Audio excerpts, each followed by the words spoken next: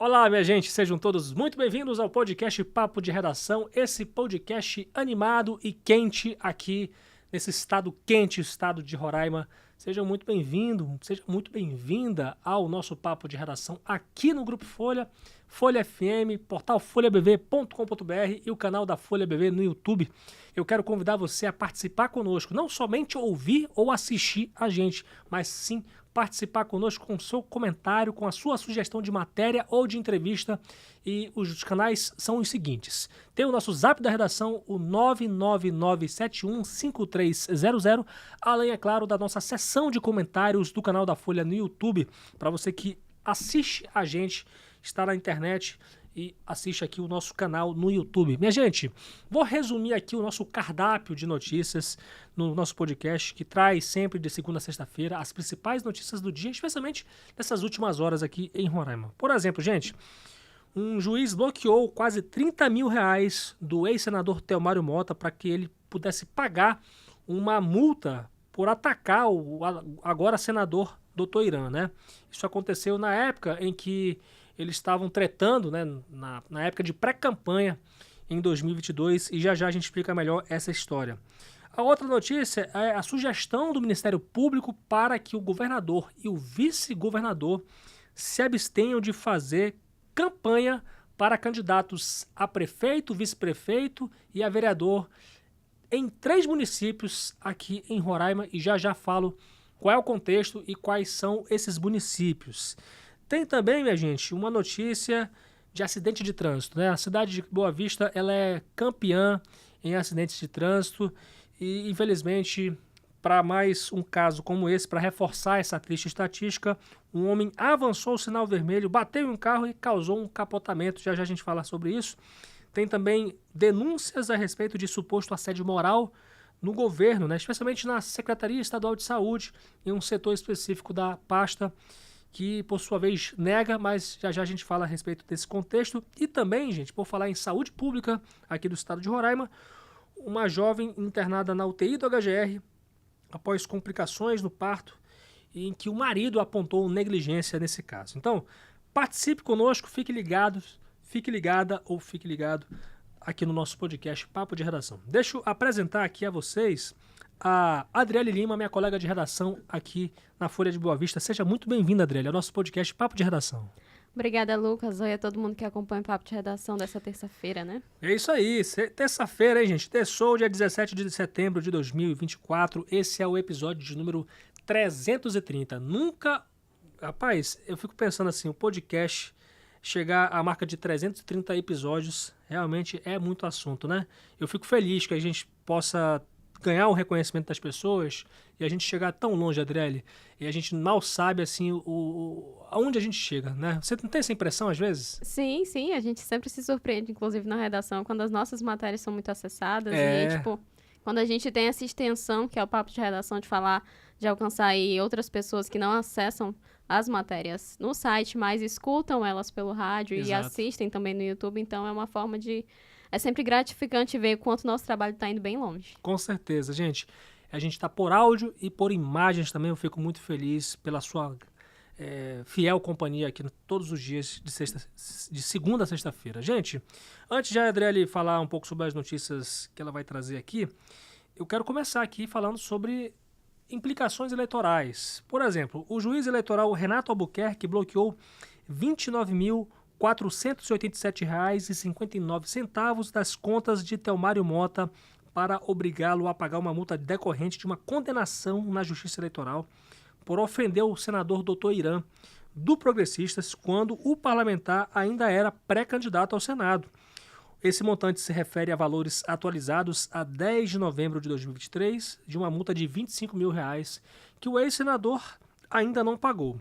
Até a publicação da reportagem no nosso site, folhabv.com.br, e aqui na nossa gravação do podcast, a Folha não conseguiu localizar a defesa do Telmário Mota na esfera eleitoral, né?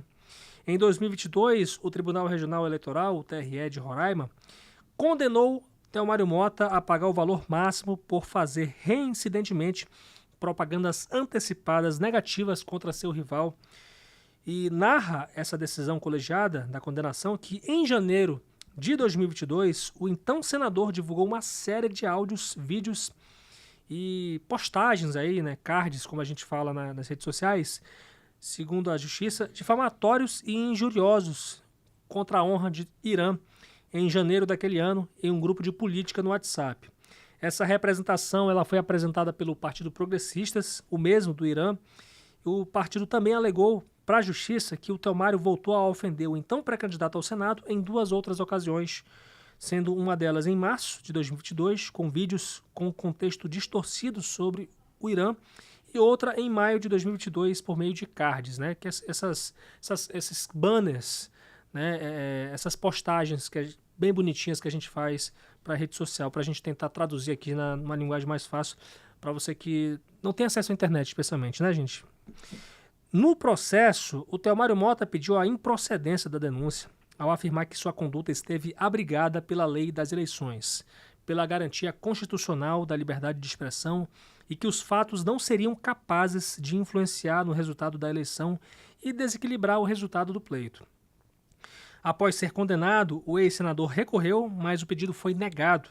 Esse caso transitou em julgado em 23 de fevereiro de 2023 e, só para a gente traduzir esse juridiquês aqui, transitar em julgado é acabar todos os últimos recursos, né? Então, o Telmário Mota vai ter que pagar realmente esses 30 mil reais, quase 30 mil reais de multa, né? Em valores atualizados. Em outubro de 2023, só para a gente relembrar aqui, o Telmário Mota foi preso após ser acusado de mandar matar a mãe de sua filha, que o acusou de estupro às vésperas das eleições de 2022. E pela importunação sexual, inclusive, o ex-senador já tem uma condenação a 8 anos e 2 meses de detenção em regime fechado. Lembrando que Telmário Mota ele sempre se declara inocente a respeito desses 2 casos. No período, Telmário Mota chegou a ser internado em um hospital particular para tratamento de uma série de complicações de saúde, inclusive em março passado, agora em março de 2024, o juiz eleitoral Luiz Alberto de Moraes Júnior chegou a suspender por 90 dias o recolhimento da multa dele, né, em razão da internação hospitalar. Na última quarta-feira, dia 11, o ex-senador divulgou uma carta aberta para revelar seu atual estado de saúde e se definiu como servidor público aposentado, preso preventivamente há quase 1 ano, à disposição da justiça, cercado de doenças e dores por todo o corpo, com falência econômica e financeira, com alta rejeição social, valendo menos que nada, com um psicológico comprometido e abalado. Palavras do ex-senador Telmário Mota nessa carta aberta divulgada aí nas redes sociais, né? Isso viralizou nas redes sociais também. No mesmo texto, ele defendeu o governo Denário das ações que pedem a cassação do governador Antônio Denário, do Progressistas, e do vice-governador Edilson Damião, do Republicanos, e atacou também políticos locais.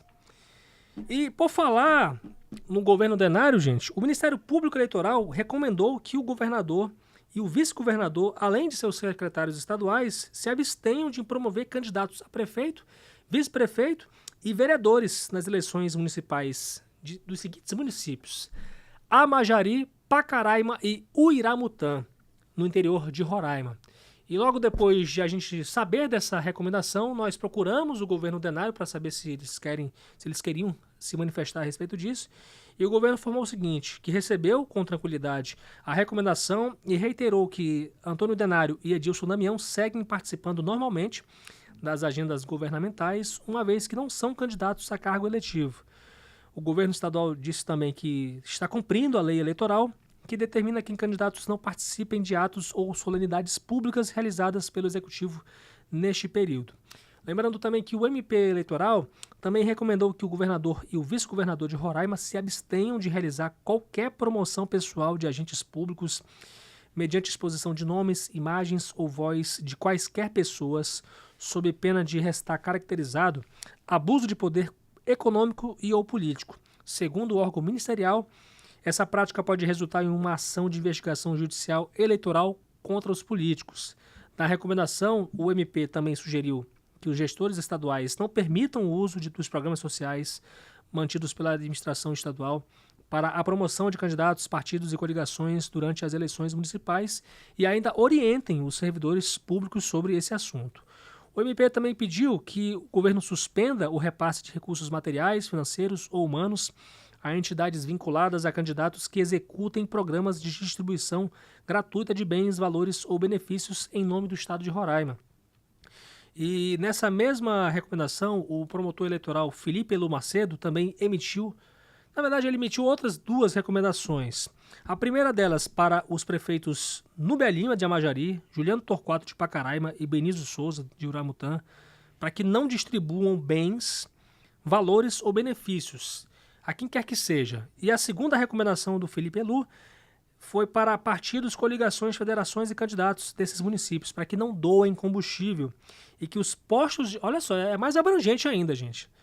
Não somente o governador, o vice-governador, os secretários, mas sim aos prefeitos e também aos postos de combustíveis desses municípios, para que eles emitam nota ou cupom fiscal para cada abastecimento. É o MP eleitoral aí fazendo o seu trabalho, né, em relação... como fiscal da lei, né? Que é realmente verificar a questão de possíveis excessos e também resguardar aí o direito universal do eleitor de votar, né? Enfim, gente, vamos falar aqui um pouco com a Adriele Lima. Ela tem 2 notícias aqui de assuntos bem distintos, né? Um sobre polícia e um sobre cotidiano. Saúde, de modo geral, né? Adriele, já te desejei boas-vindas aqui ao nosso podcast, mais uma vez, e queria que você começasse a falar sobre esse caso, desse acidente, desse capotamento, por conta de uma imprudência, né? Fala pra gente o que aconteceu. Exatamente, Lucas. Na noite de ontem, um veículo, né, Voyage, ele avançou o sinal vermelho lá no cruzamento das avenidas Centenário e Brasil e colidiu com um outro veículo, um Onix branco, que causou o capotamento e atingiu um poste. Parece que o motorista do Voyage, né, segundo as informações que a gente conseguiu aí, informações da Polícia Militar, o motorista do Voyage, ele cruzou o sinal vermelho e colidiu com esse Onix, no sentido em que ele seguia pela Avenida Brasil, sentido anel-viário, e ele não percebeu que o semáforo, que existiam 2 semáforos ali, né, naquele ponto, que o semáforo estava fechado. Então, ele seguiu direto e acabou atingindo a lateral esquerda do Onix, ali o lado do motorista, que acabou capotando e atingindo um poste. Gente. E aí, o motorista do Onix foi levado ao Hospital Geral de Roraima com dores nas costas e no peito, enquanto o condutor do Voyage sofreu um corte na cabeça, recebeu 8 pontos e foi encaminhado ao Hospital Lote Íris para fazer exames.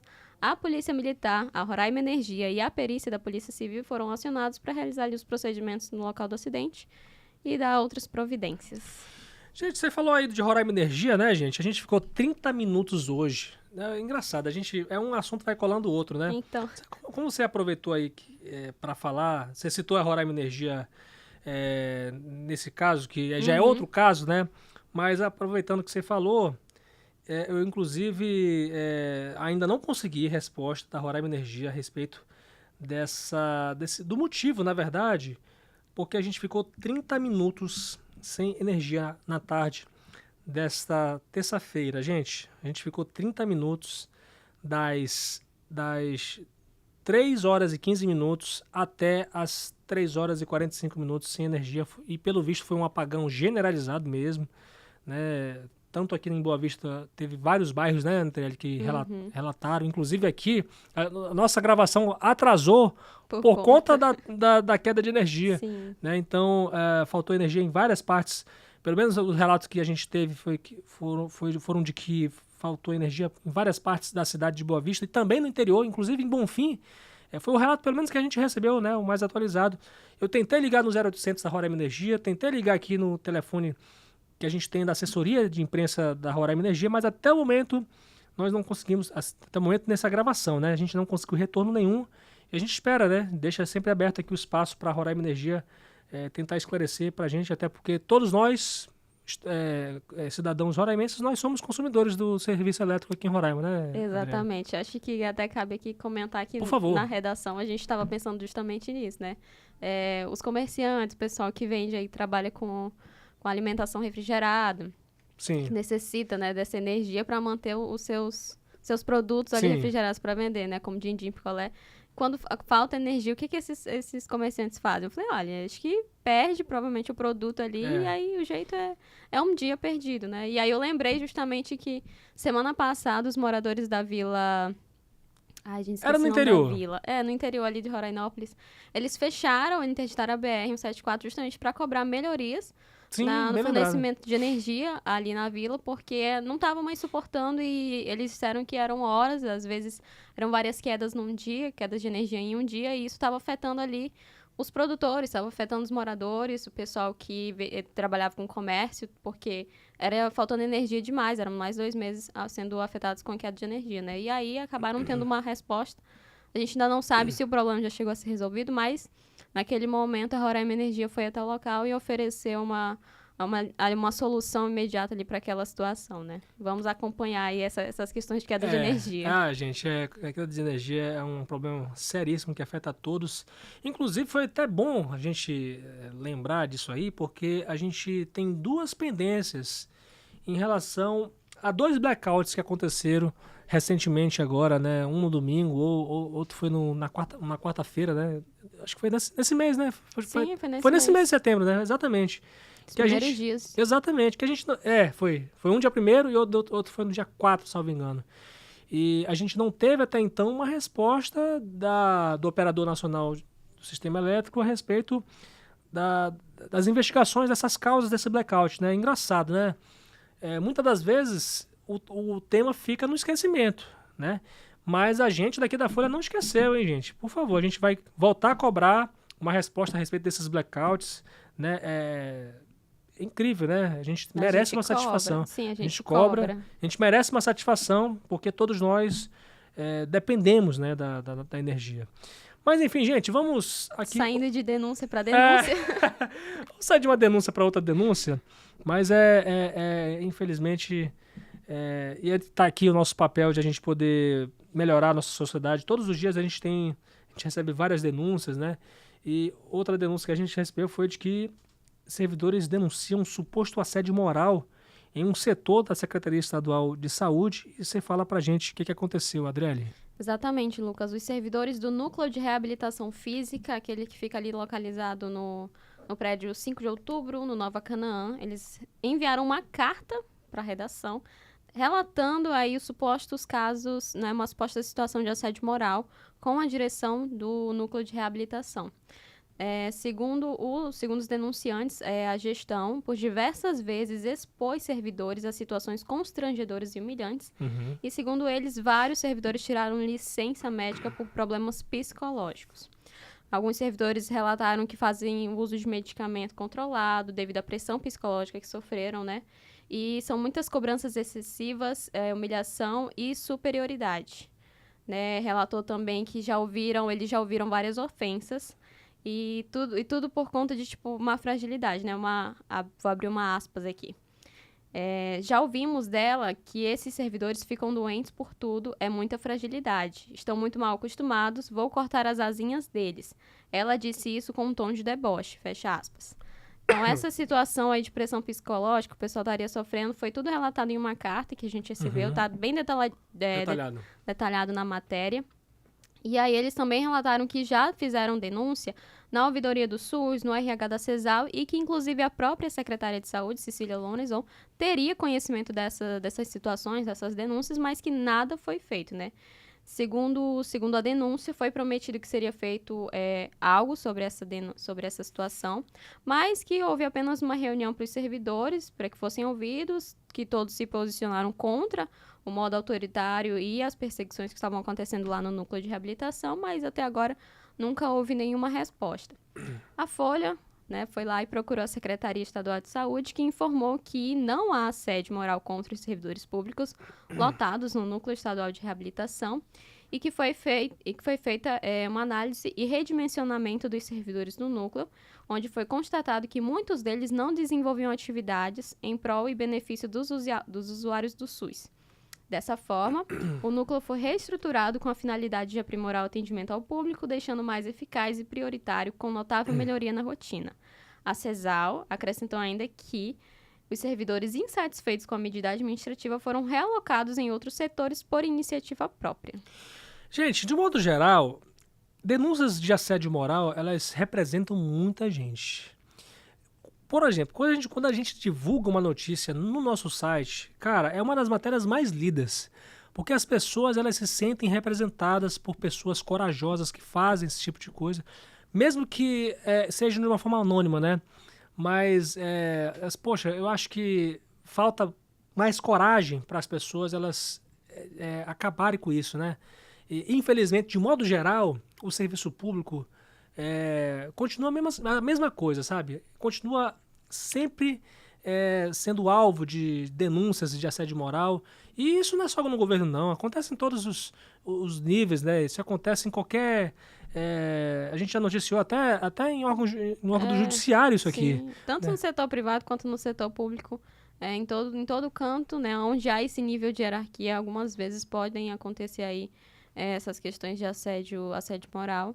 E o ideal, né, o mais certo a se fazer é sempre denunciar.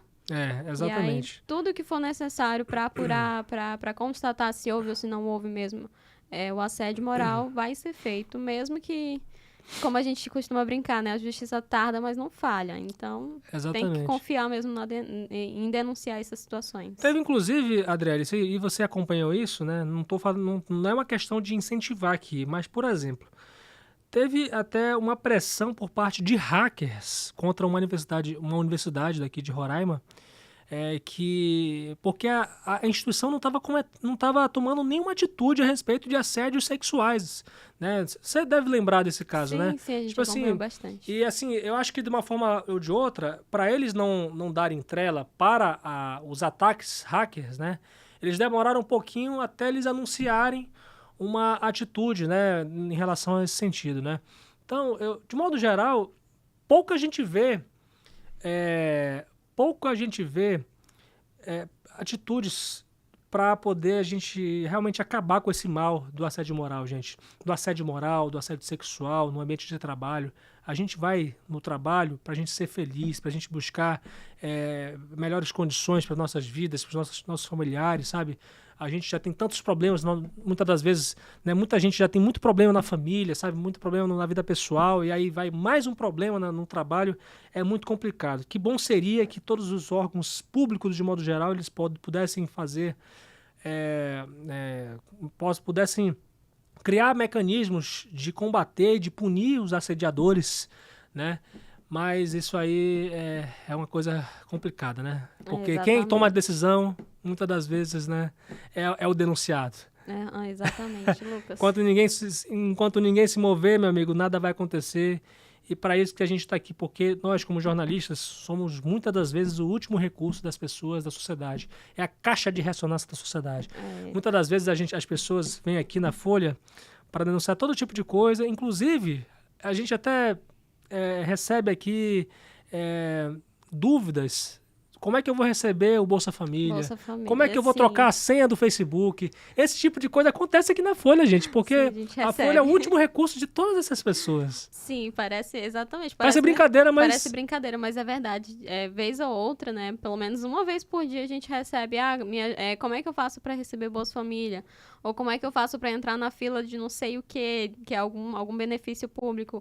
Como é que eu faço para conseguir esse documento? A gente fica tipo assim, não é aqui que você tem que perguntar, mas a gente te ajuda. A gente sempre faz o máximo possível para responder essas dúvidas também, mas sempre focando nessa questão das denúncias, né? A gente sempre fala que quando as denúncias chegam aqui é porque já recorreram a outros locais e não foram ouvidos, então o jeito é sair na mídia para ver se algo resolve, né? Pois é, porque tem coisas que a gente recebe e que a gente consegue resolver sem uma publicação, sem uma reportagem, né? Poxa, isso é uma coisa que muitas das vezes afeta só aquela pessoa que está falando pra gente.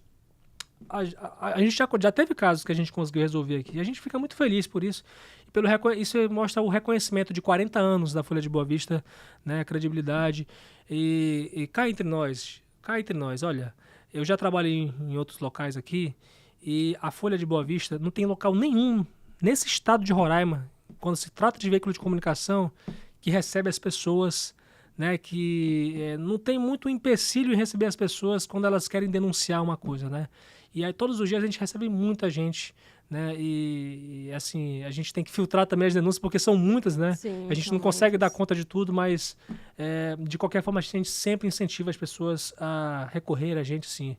É o nosso zap, 999715300 e claro, aqui na nossa Folha de Boa Vista, a gente está aqui na Avenida Santos Dumont, São Francisco. Gente, muito obrigado, Adriele, pela participação e até uma próxima. Nada, Lucas. Até a próxima. Então, gente, o assunto continua sendo saúde pública, saúde estadual, porque uma jovem foi internada na UTI do HGR após complicações no parto e aí o marido está apontando negligência nesse caso. Quem vai explicar melhor essa história é o José Magno, que fez essa reportagem. Seja bem-vindo, José, ao nosso podcast Papo de Redação. Explica pra gente que história foi essa. Muito obrigado pelo espaço, Lucas. Então, na tarde de ontem já rolava pelas redes sociais notícias, nessas páginas de notícias sobre essa situação, Sim. em que uma mãe que teria dado entrada na maternidade recém-inaugurada teria enfrentado uma série de problemas ali no atendimento. O bebê foi a óbito e ela ficou em estado grave. Uhum. Na verdade, é o que está acontecendo. E aí a gente conversou com o marido dela, o Rodrigo, marido da Carmen, que segue internada na UTI do HGR, Sim. que falou que tudo isso começou antes de ontem à noite e foi se desenrolando madrugada adentro. Deu entrada, ela estava com fortes dores dentro da maternidade já, que ela havia sido sedada, e logo nessa parte de sedação ele já percebeu que o atendimento ali estava meio estranho, né? Porque sedaram ela, colocaram ela numa cadeira porque não tinha maca. Aí ele relatou, e isso está lá na nossa matéria, que ele achou muito estranho sedarem uma paciente e deixarem ela numa cadeira porque ela estava caindo. E ele relatou que teve que implorar por uma maca para ela. Depois desse transtorno inicial, conseguiram a maca para ela, perceberam que colocaram ela para fazer uma cirurgia, uma cesárea de emergência. O marido percebeu que ela estava ali entrando em estado de cianose. O que é cianose? É quando o aspecto da pessoa fica meio roxo, sabe? E de acordo com o marido, nesse momento foi quando o médico solicitou oxigênio para a paciente. E aí, de acordo com os relatos do marido, os técnicos de enfermagem e enfermeiros diziam: não tem oxigênio, não tem oxigênio, vamos sair desse setor, dessa ala, para procurar oxigênio em outra ala. Enquanto isso, ela passando mal, cada vez mais roxa, convulsionando. E aí foi o momento em que o Rodrigo, de acordo com os relatos dele, não teve mais acesso a ela. Ele só foi ter acesso à esposa dele quando ela já estava internada no HGR, que não foi a unidade onde ela deu entrada. Fora toda essa complicação, obviamente, o pior de tudo é que a bebê, a Lise Eloá, não resistiu e, enfim, faleceu. A mãe foi internada sem saber que tinha perdido a filha. Gente. E, de acordo com o Rodrigo, que é marido dela, ela tá na UTI do HGR agora, mas já foi meio que decretada uma morte encefálica, que é aquele estado que a gente já sabe, Que não tem mais jeito, que né? não tem mais jeito. Mas óbvio que isso foi uma informação do Rodrigo. A gente torce para que não seja esse o quadro, que seja menos grave, mas a informação que o Rodrigo nos passou foi essa. E aí, é uma reflexão que eu quero fazer aqui. Claro, por favor. Porque ainda ontem, e essa matéria saiu hoje de manhã, mas a gente terminou de escrever ela ontem. Mas ainda ontem à tarde a gente soltou uma matéria sobre os problemas estruturais da maternidade.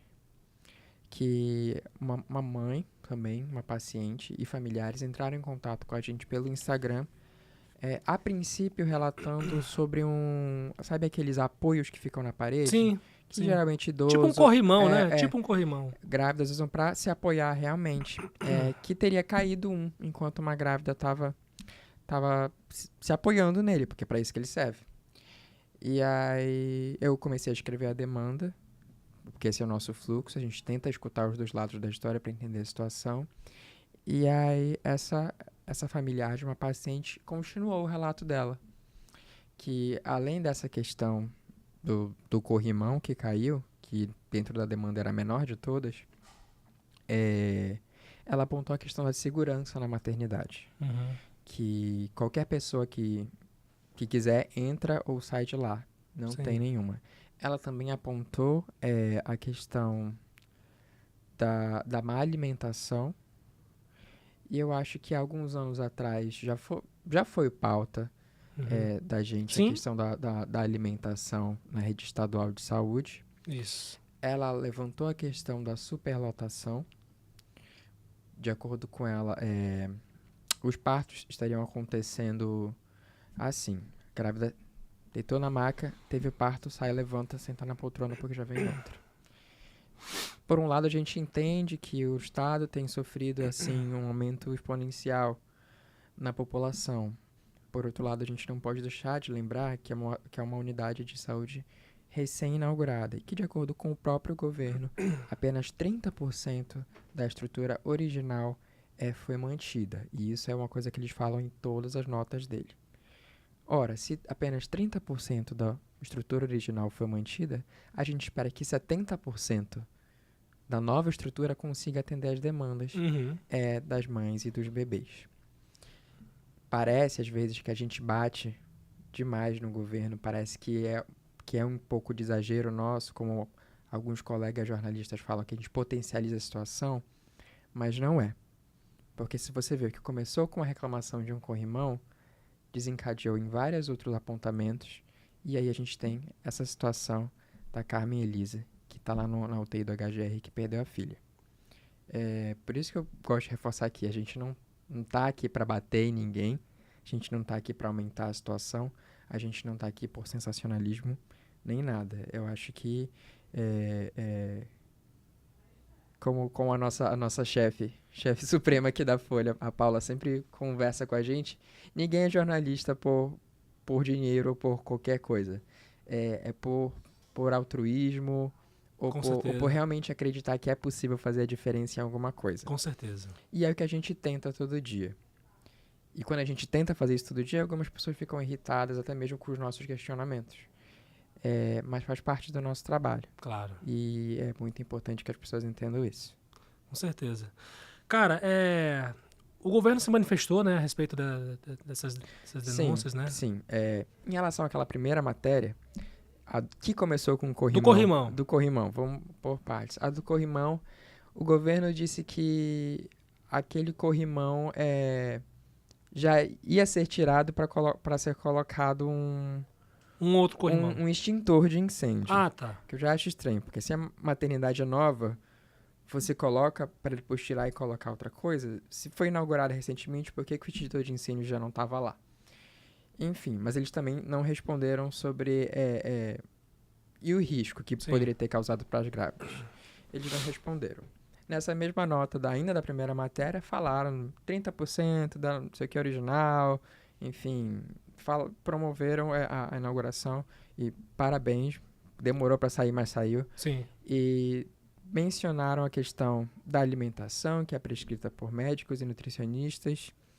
Não falaram da segurança, enfim, não responderam todos os questionamentos. Sim. A mesma situação também na matéria da situação da Carmen Elisa. Sim. Que eles apontaram que o relato do Rodrigo era inverídico, disseram que ele estava mentindo. Sim. E em relação os outros questionamentos também não respondeu. Sim. Disseram que o cara tava mentindo, né? Basicamente isso. Mas na demanda a gente mudou uma outra série de questionamentos que também não está sendo respondido. E isso é até um exercício que eu tenho feito nas últimas matérias, eu até comentei aqui na redação, da gente, enquanto repórter, analisar o que a gente solicita para os entes públicos, e eu não estou falando só do governo, estou falando prefeitura, estou falando poder executivo, legislativo, judiciário, claro, qualquer autoridade. A gente começar, como repórter, fazer essa análise do que a gente pergunta para eles e até mesmo pontuar isso. E o que eles respondem de fato. Sim. E nessas duas últimas matérias eu coloquei um parágrafo lá embaixo porque eu achei que fosse necessário, que apesar de ter respondido sobre algumas questões, o governo deixou de responder em outras. E é interessante ver como a gente realmente fica... A população fica realmente à mercê. Porque eles respondem a nota e muito do que acontece fica por isso mesmo. Sim. E, enfim, foram essas as posições do governo. E a gente segue para ver qual vai ser o desenrolar, se a Carmen vai sair dessa situação, e a gente torce para que fique tudo bem. Cara, muitos dos seus comentários aqui me representam, né? Eu fico até meio sem jeito de comentar, cara, porque são dores que a gente sente, né? Essa situação da maternidade, ela me revolta profundamente, José. Eu fico até muito chateado, eu choro de raiva quando eu falo da maternidade. E tipo assim, gente, de 2021 a 2023, a maternidade de lona, enquanto que a reforma não saía, né? As mães estavam dando à luz na maternidade de lona, né? Foram muitas denúncias, gente. A gente recebeu muitas denúncias, né? Muitas denúncias. A gente não conseguiu divulgar todas, mas boa parte dessas denúncias a gente divulgou.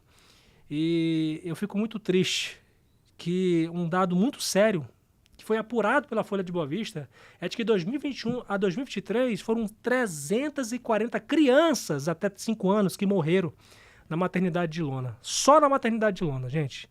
Então, eu acho sinceramente, né? Claro que cada caso é um caso, né? Mas na minha concepção, como cidadão indignado com essa situação da saúde pública, né? Esse descaso, que a verdade é essa. Existe um descaso tremendo. E detalhe, José, detalhe, passou o governo, entrou, saiu o governo, entrou, saiu o governo. Essa questão, se você for pegar aqui o SEDOC da Folha de Boa Vista, se você for pegar o SEDOC lá de 1992, você vai ver esses tipos de matérias. Parece que nada, absolutamente nada mudou. Sabe? Entra governo, sai governo, melhora a estrutura, piora a estrutura, melhora a estrutura, piora a estrutura. E nada. Ninguém foi capaz. Muda, na verdade, são só as desculpas que dão. Sim, sim. E ninguém foi capaz de resolver essa situação na maternidade. Então são 30 anos, né? Claro que milhares de pessoas nasceram na maternidade, né? Mas pra mim, cara, eu acho injustificável. Uma vida se perder na maternidade é injustificável. Uma vida. Mas 340 crianças em intervalo de 2 anos, pra mim isso não é normal, gente. Não é normal e nunca vai ser normalizado. Isso aí, vidas serem perdidas, pra mim nunca vai ser normal. Todas as vidas importam, gente. E é uma coisa que a gente defende aqui, o que a gente defende aqui é a vida. O que me revolta é isso, gente.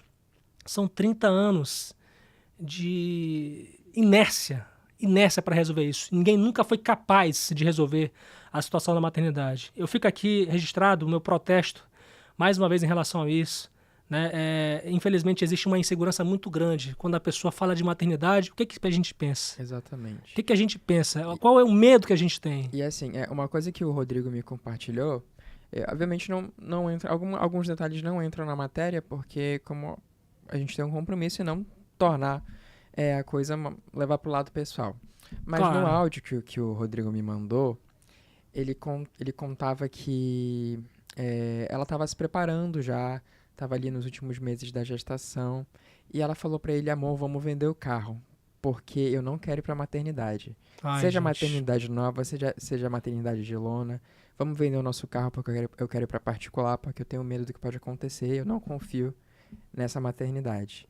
E o Rodrigo falou com muita angústia, obviamente, que parecia que ela estava pressentindo que algo ia acontecer. Então, é sobre isso. As pessoas, como você está falando, já têm medo de ter que de ir pra lá. Depender não só da maternidade, mas da saúde pública, da de modo saúde geral, pública, né? ter que ir para um HGR. Independente do qual seja a esfera. Uhum. É muito complicado. E é muito triste ainda ver que realmente é uma situação que ninguém resolveu. Cara, são 30 anos. Eu não tô falando só desse governo, não, gente. Ninguém foi capaz de resolver isso. É muito triste, né? Eu tô aqui com os olhos marejados, pra você que tá só me ouvindo. Porque, gente, eu vou ser pai. E, sinceramente, cara, eu fico triste porque muita gente não vai ter oportunidade. Muita gente não vai ter oportunidade de ir pra tipo um hospital particular, sabe? De ter um serviço de qualidade. Gente, são mais de 20 mil reais que custa um parto.